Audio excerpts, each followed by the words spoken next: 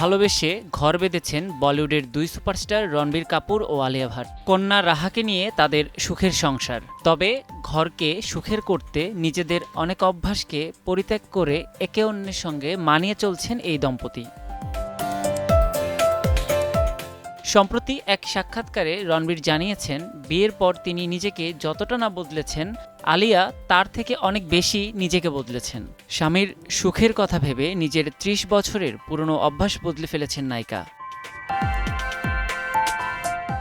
ছোটবেলায় বাবা ঋষি ও মা নিতুর অনবরত ঝগড়া, বিশেষ করে বাবার গলার উচ্চস্বর বেশ অস্বস্তিতে ফেলত রণবীরকে। শুধু অস্বস্তি বললে ভুল হবে, রীতিমতো আতঙ্কিত থাকতেন নায়ক।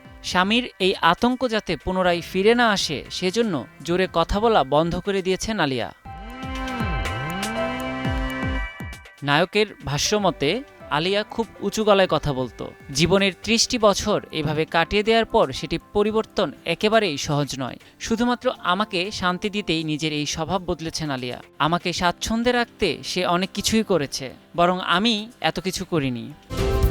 আরএফএল কিচেন সিঙ্ক, স্বাস্থ্যকর কিচেনের চিরস্থায়ী সমাধান। আলিয়ার প্রতি অগাধ আস্থা অভিনেতার। স্ত্রীর প্রতি মুগ্ধতার কমতিও নেই তার। নায়িকার সঙ্গে দেখা হওয়ার পরই রণবীর বুঝতে পেরেছিলেন আলিয়াই তার জন্য উপযুক্ত। আর তাই অন্যান্য তারকা অভিনেত্রীর সঙ্গে প্রেম লিভ ইন সম্পর্কে থাকলেও সবশেষ আলিয়াকেই নিজের জীবনসঙ্গী হিসেবে বেছে নিয়েছেন রণবীর। নিয়াজ শুভ, সময় সংবাদ।